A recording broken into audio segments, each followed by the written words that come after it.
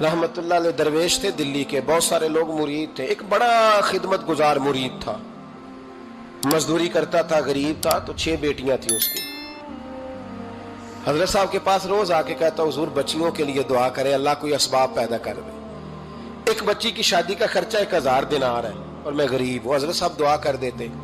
खानका शरीफ के थोड़े ही फासले पर, हजरत जहां बैठ के मुरीदों की तरबियत करते थे, उससे थोड़ा ही फासले पर ना एक ईसाई रहता था, बड़ा मालदार था, बड़ी सारे ऊंट, गायें, भेड़, बकरियां रखी हुई थी, और हजरत शरफुद्दीन रहमतुल्लाह अलैह की बड़ी मुखालफत करता था।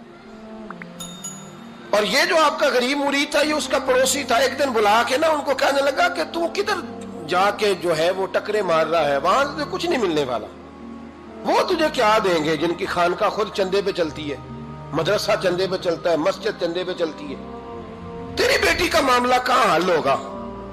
तो उस दरवेश ने कहा कि तू मेरे पीर को नहीं जानता, तू अजय मेरा महबूब नहीं डिठा, तो पता नहीं ना, तू इस रस्ते का मुसाफिर नहीं, तू नहीं जानता, उनका बस चले ना तो वो हर कीमत में मेरी बेटियों की शादी करा दे। अब वो ईसाई था, कहने लगा अच्छा चलो ठीक है, अगर इतनी बात है ना तो जाओ उनसे जाके कह दो कि 6 साल के लिए मेरे साथ मुआहदा कर लें, तो मेरे जानवरों को चारा डाल दिया करे, 6 साल ड्यूटी करे, मैं 6000 दिनार दे देता हूं। वो मेरे साथ 6 साल मेरे जानवरों को चारा डाले, रखते हैं ना आप चारा डालने के लिए, एडवांस पैसे दे के। अब तो लोग उन्हें भी गुलाम ही बना लेते हैं, बड़ी थोड़ी तनख्वाह देते हैं, जुल्म करते हैं, पूरा मुआवजा नहीं देते। हजरत शेख शरफुद्दीन के बारे में वो कहने लगा, जब अपने पीर से जाके कह के मेरे जानवरों को 6 साल चारा डाले, मैं 6000 दे देता हूं, तू जो कहता है हर कीमत पे जाने को तैयार है। उसने जब ये बात की तो मुरीद ने नाराज हो गया, वो लड़ाई हो गई, गिरबान पकड़ लिया, झगड़ा हुआ, बात बड़ी दूर गई। इस तरह की बात करता मेरे हजरत के बारे में, तेरे जैसे कई मैं वहां काम पे रखा दूं। जब वो बड़ी बहस हुई, बात मोहल्ले में, इलाके में फैल गई, दुनिया ने सुन ली, तो शेख शरफुद्दीन तक भी पहुंच गई। इस तरह झगड़ा हुआ है। लोग सो गए इशा की नमाज के बाद। हजरत साहब ने ना सर पे कपड़ा लिया, उस ईसाई के दरवाजे पे दस्तक दी, वो बाहर आया, फरमाने लगे लोग तो सोच समझ के मुलाजम रखते हैं, तूने भी तो सोच ही लिया होगा, तभी तो मुझे ऑफर की है। तू अपनी ऑफर पे कायम है? वाकई मुझे रख लेगा और 6000 दिनार दे देगा? कहने लगा जा बाबा काम कर अपना। फरमाया नहीं, तूने इतने लोगों में बात की, इतनी बहस हुई, तो कायम है? कहने लगा मैं तो कायम हूं, पर आपने नहीं कायम रहना। फरमाया मैं सोच समझ के आया हूं। उसने कहा आप ड्यूटी करेंगे, भैंसों को चारा डालेंगे? फरमाया एक शर्त, बस जब अजान हो जाए ना तो मुझे रब की नमाज पढ़ने की इजाजत दे देना, बाकी सुबह शाम जो तू कहेगा। अगर उस गरीब की बेटियां ब्याही जाए तो मुझे और क्या चाहिए? उसकी 6 बेटियों का बोझ है उसके सर पे, तू मुझे रख ले। अल्लाह अकबर। वो कहने लगा चले पे मेरे साथ खते बंदगी कर ले। आजकल हम स्टाम करते हैं, उस जमाने में खते बंदगी होता था, गुलामी का खत, काजी शहर के पास, यानी उसका ख्याल था कि चलो स्टाम की बात करूंगा तो भाग जाएंगे। फरमाया चल मैं तैयार हूं। काजी तक गए, तय हो गया, 6000 दिनार दे दिए। हजरत ने मुरीद को बुलाया, फरमाया पुत्र ये ले जा, जा मेरी बेटियों को रवाना कर दे। कहने लगा हुजूर ये क्या कर रहे हो आप, कुछ सोचें। फरमाया यार जब तुझे बेटा बना लिया तो फिर मेरी पोतियां तो लगती हैं ना, मेरा हक तो बनता है ना, जा जाके ड्यूटी कर, उनको ब्याह दे। बात फैल गई। बादशाह भी अकीदतमंद था, वो 12000 दिनार लेके पहुंचा। क्या बताऊं इन रब के बंदों का दिल कैसा होता है, क्या दर्द होता है, क्या रंग। 12000 दिनार लेके बादशाह आया और आके हजरत को पेश किए का हुजूर आप दें इस ईसाई को, डबल दें और जाए काम करें। आप फरमाने लगे तू पैसे दे, शर्तें ना लगा, मेरा जहां दिल करेगा मैं खर्च करूंगा। मुझे तो मजा ही अब आने लगा है, अभी तो लुत्फ आ रहा है, अभी तो जायका आया है कुछ करने का। पैसे देने हैं तो दे, पाबंदी ना लगा, जहां मेरा दिल करेगा मैं। उसने कहा हुजूर ठीक है रख ले। हजरत ने फजर मस्जिद में पढ़ी, जेब में 12000 दिनार थे, ऐलान फरमाया भी किसी और की बेटी भी बैठी है तो पैसे मेरे पास है। वो 12000 दिनार भी बांट दिया, और 12000 दिनार बांट के ना तो फिर चले गए खेत में चारा काटने। उस ईसाई को किसी ने बतलाया कि उनके पास तो 12000 आया है, पर तुझसे जान नहीं छुड़ाई उन्होंने। वादा ये हुआ था कि 6 देंगे तो जाएंगे, जब तक देंगे नहीं तेरे घर में काम करेंगे। वो ना चारा काट रहे थे, हजरत साहब तो वहां पहुंच गया, दूर जाके खड़ा हो गया, कहने लगा बाबा پہلے تو میں نے مسلمانوں کے اخلاق سنے تھے، اب تو میں نے دیکھ بھی لیے، پر یہ بتا جب 12,000 آیا تھا جان کیوں نہیں چھڑائی؟ تو حضرت چارہ کاٹتے کاٹتے رو پڑے، فرمانے لگے تو نہیں نہ جانتا یہ بیٹیاں سانجی ہوتی ہیں، پتہ نہیں نا؟ میرے رسول پاک نے تو حاتم تائی کی بیٹی کے سر پہ کپڑا رکھ کے کہا تھا بیٹیاں برابر ہوتی ہیں، تو یہ نہیں پتا جب اس کی 6 بیٹیوں کی شادی ہوئی ہے میرے اندر روحانیت کتنی بڑی ہے۔ فرمایا پھر 12,000 آیا ہے تو 2-4 بچیاں پھر گئی ہیں، تو یہ نہیں پتا میں اندر سے راضی کتنا ہوں، میں تیری نوکری کرتا رہوں گا، پتہ نہیں اللہ کتنی بیٹیوں کو بیاہ دے گا۔ اتنا رویا وہ عیسائی کے پیروں میں بیٹھ گیا، کہنے لگا بابا میں نے تیری مخالفت کی ہے پر تیرے قریب آ کے پتہ چلا ہے کہ تو بہت اونچے اخلاق کا مالک ہے، اور اگر تیرا یہ مقام ہے تو تجھے اخلاق سکھانے والے محمد عربی کی شان کتنی ہوگی۔ ظالم کی بولیے جاتے نہیں لوگ جھوٹے گواہ بن کے، وکیل صاحب کو نہیں پتا ہوتا کہ یہ بندہ مجرم ہے جو میرے پاس آیا، کیا مجرموں کے وکیل نہیں ہوتے؟ بولے تو اس کو پتہ نہیں ہوتا وکیل صاحب کو کہ یہ صاحب مجرم ہے، میرے پاس مقدمہ لے کے آئے، اور اگر بے ادبی نہ ہو جائے تو میرا خیال ہے قاضی عدالت کو بھی پتا ہوتا ہے کہ مجرم کون ہے اور مظلوم۔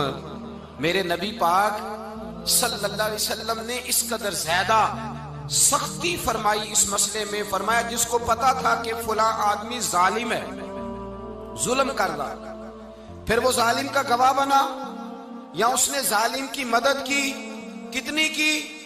شارحین لکھتے ہیں چاہے اس نے ایک جملہ بول کے کی، چاہے ایک، سارے بولیے، چاہے ایک غریب کو اس نے ظلم کیا تو کہتے ہیں علاج یہ سی، چاہے ایک جملہ بول کے کی، شارحین اس حدیث کی شرح میں لکھتے ہیں ایک جملہ بول کے چاہے مدد کی، جس بندے نے کسی ظالم کی مدد کی کسی مقدمے میں یا کسی صورت میں اور اسے پتا تھا یہ ظالم ہے، میرے نبی پاک صلی اللہ تعالی علیہ وسلم فرماتے ہیں اگر اس نے مدد کی، ابھی ظالم کی بات نہیں ہو رہی، ظالم کے مددگار کی بات ہو رہی، اگر کسی نے ظالم کی مدد کی تو حضور فرماتے ہیں خدا بھی اس سے بری و ذمہ ہے، رسول بھی اس سے بری و ذمہ ہے۔ سنبھال کے رکھے اپنی نمازیں، قربانیاں، حج، زکوٰۃ سنبھال کے رکھے۔ اگر ظالموں کا مددگار ہے، الیکشن آ لینے دے، آپ کو نظر آ جائے گا کون کون ظالموں کا مددگار ہے، نظر آ جائے گا۔ اپنی جیب سے لوگ پیسے دے کے ظالموں کی مدد کریں گے، ان کے فلیکس چھپوائیں گے، بورڈ لگوائیں گے، جیبوں سے پیسے دے کے۔ ہم نے خود آگ لگائی ہے چمن میں اپنے، بے سبب گردشی ایام کو الزام نہ دو، ہم نے خود نور کا ظلمت سے کیا ہے سودا، کر کے توہین سحر شام کو الزام نہ دو۔ ظالموں کے مددگار میدان میں آ گئے، یہ چھوٹا لفظ نہیں، میرے حبیب پاک صلی اللہ علیہ وسلم نے فرمایا جو ظالم کا مددگار ہے سن لے جو سجن کے ساتھ کچہری جاتا ہے، وہ یاد رکھے جو دوست کا گواہ بنتا ہے، وہ یاد رکھے جو کہتا ہے میں مانگی گیا تھا، مجھے بلایا گیا تھا قبضہ چھڑانے کے لیے کسی غریب بیوہ کی جائیداد پہ، وہ سن لے تو مدد کر کے نہیں آیا، تو خدا کے ذمے سے نکل گیا ہے۔ رسول پاک نے فرمایا تیرا میرا تعلق ختم ہو گیا، تو ظالم کا مددگار ہو گیا، پھر تو کہتا میں بے چین ہوں، میں بے قرار ہوں، میں آزمائش کا شکار ہوں، پلٹ کے دیکھ تو صحیح تیرا گناہ کتنا بڑا ہے۔ میرے نبی پاک صلی اللہ علیہ وسلم کا ایک اور فرمان سن لیں، ابن ماجہ ابو داؤد میں موجود ہے، اس حدیث کو آپ نے یاد کر لینا ہے، کر لیں گے انشاءاللہ، سارے کہیے انشاءاللہ، کر لیں گے یاد۔ حضور صلی اللہ علیہ وسلم نے فرمایا اگر تو ظالم کی مدد کرے گا نا، یہ لفظ دل کی تختی پہ لکھ لینا، یہ مکافات عمل ہے، مکافات عمل دنیا، ادھر کرو گے تو ادھر بھرو گے۔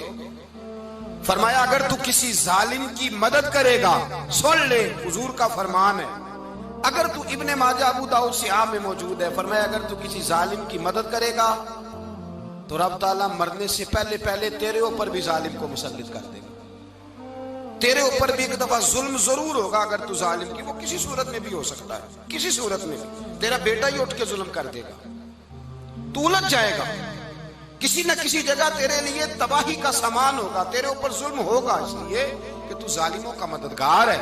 چاہیے یہ تھا کہ تو مظلوم کی مدد کرتا، انسانی ایمانی یقین کا فریضہ سر انجام دیتا، تو ظالموں کا مددگار ہو گیا۔ ٹٹول کے دیکھ لیں، رزلٹ نکال کے دیکھ لیں، ہمارے زمانے میں ظالموں کے مددگار زیادہ ہیں، اتنی لمبی زبانیں نکال کے ظالموں کی مدد کرتے ہیں، بڑے بڑے کالم نویس اللہ نے انہیں قدرت دی لکھنے کی، تو اپنا قلم ظالموں کی مدد میں خرچ کرتے ہیں۔ وہ لوگ جن کو اللہ تبارک و تعالیٰ نے قدرت دی، ہمت دی، طاقت دی، کچھ لوگ ان کے حلقہ احباب میں، وہ اپنے لوگوں کو استعمال کر کے ظالموں کی مدد کرتے ہیں، ظالموں کی مدد کرتے ہیں۔ میرے نبی کریم سید عالم نور مجسم صلی اللہ علیہ وسلم نے فرمایا، اگر تو نے ظالم کی مدد کی تو جب تک تو توبہ نہیں کرے گا رب تجھ سے ناراض ہی رہے گا۔ اللہ تجھ سے، او بھائی جس سے رب بھی ناراض ہو گیا، نہ کھانا نہ پینا نہ سونا نہ جاگنا نہ نیند، پھر تیری ہر چیز تیرے لیے آزمائش ہو جائے گی، پھر تیرا سایہ بھی تیرے لیے خوف کا سامان بنے گا، پھر زندگی جیتی جاگتی لاش بن جائے گی، تو اپنے کندھوں پر اپنی میت اٹھائے پھرے گا جب تو ظالم کا مددگار ہوگا۔ اور نبی پاک صلی اللہ علیہ وسلم نے فرمایا ظالموں کا مددگار بھی ظالم ہوتا ہے، ظالموں کا مددگار بھی، سارے بولے ظالموں کا مددگار بھی نہیں، کو نہیں، آپ سارے نہیں بولے، ایک دفعہ بولے ظالموں کا مددگار بھی، پکی بات ہے، ظالموں کا مددگار بھی۔ اللہ اکبر، جس کا یارانہ ہو، جس کا دوستانہ ہو، جو کہے میں نے نا اس کو اوکھے ویلے کے لیے ظالم کو یاد رکھا ہوا ہے۔ کبھی مشکل میں رکھے نہیں ہوئے لوگوں نے ظالم دوست، کہتے میں نے رکھے ہوئے ہیں، بلکہ ہمارے دیہات میں تو کہتے ہیں میں نے بازو بنائے ہوئے ہیں۔ کس کو بازو بنا لیا؟ ظالم بھی کبھی بازو ہوتا ہے، جو ظلم کی تلوار لیے میدان میں کھڑا ہے۔ قارون، حامان، فرعون، نمرود کا حال نہیں لوگوں نے دیکھا؟ اپنے زمانے میں آپ نے کتنے لوگ نہیں دیکھے جن کے سائے سے، آواز سے لوگ کانپتے تھے؟ پھر پولیس کی گاڑیوں میں وہ اس طرح مردہ پڑے کہ دنیا نے تماشا دیکھا ان کا۔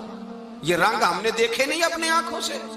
فرمایا ظالم کا مددگار بھی، جو کار میں بٹھا کے لے کے گیا وہ بھی ظالم، جس نے چائے پلائی وہ بھی، جس شخص نے کھانا کھلایا وہ بھی، جو کچہری تک ساتھ گیا وہ بھی، جس نے فلیکس کے نیچے، بڑے شرابی کے نیچے چھوٹی اپنی فوٹو لگائی وہ بھی، جو ووٹ کی پرچی ڈالنے گیا وہ بھی۔ کہہ دینا باہر نکل کے کہ حضرت صاحب نے سیاسی تقریر کی ہے، کہہ دینا، پر بات تو سچی ہے نا۔ خو کرے ہم تو سے تھوڑا سا گلا بھی سن لے، خو کرے ہم تو سے تھوڑا سا بھی گلا۔ امام مالک کے پاس ایک بندہ آیا، اس نے کہا حضور میں درزی ہوں، ایک ظالم بادشاہ مجھ سے کپڑے سلواتا ہے، میں تو ظالموں کا مددگار نہیں نا۔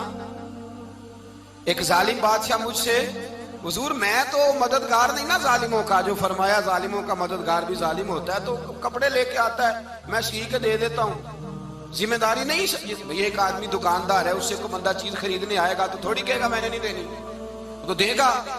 کوئی بندہ اگر کسی شخص سے کوئی کام کہتا ہے جو اس کی فیلڈ ہے، اس کا شعبہ ہے، اس کا معاش کا وہ سلسلہ ہے، کہتے ہیں یا رسول اللہ صلی اللہ علیہ وسلم ظالموں کا مددگار بھی ظالم، حضور نے فرما دیا۔ تو امام مالک سے بندے نے مسئلہ پوچھا، دل کی تختی پہ لکھنے والی باتیں ہیں، کہا حضور میں درزی ہوں، ظالم کپڑے سلواتے ہیں، میں تو مددگار نہیں نا۔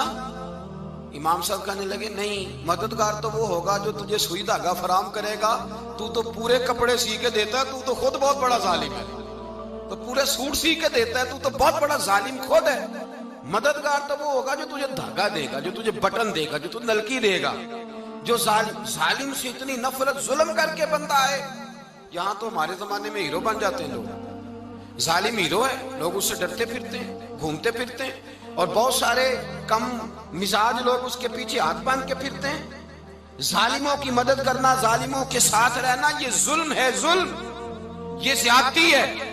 میرے نبی پاک صلی اللہ تعالی علیہ وآلہ وسلم نے ارشاد فرمایا، یاد رکھو رب فرماتا ہے میں مظلوم کی مدد ضرور کروں گا، چاہے جلدی کروں چاہے دیر سے کروں، میں مظلوم کی مدد۔